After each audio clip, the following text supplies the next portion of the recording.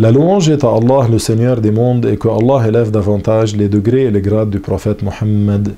L'eau se classe en plusieurs sortes, parmi lesquelles il y a l'eau pure et purificatrice, l'eau pure non purificatrice et l'eau impure.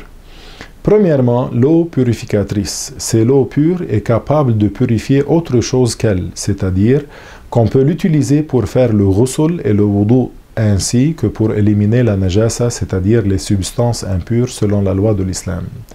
L'eau purificatrice, c'est par exemple l'eau de pluie, l'eau de mer, l'eau de la rivière, l'eau des puits ou l'eau de source.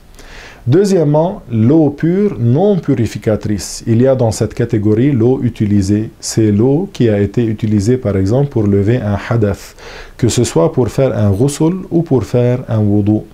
Cette eau-là est pure non purificatrice, c'est-à-dire que si on collecte cette eau, on ne pourra pas l'utiliser pour le ghusl, le wudu ou pour éliminer une najasa, sauf si l'eau est en grande quantité.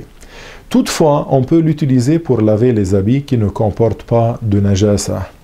Troisièmement, l'eau impure, c'est l'eau en petite quantité dans laquelle est tombée une najasa non tolérable, que l'une des caractéristiques de l'eau est changée ou non.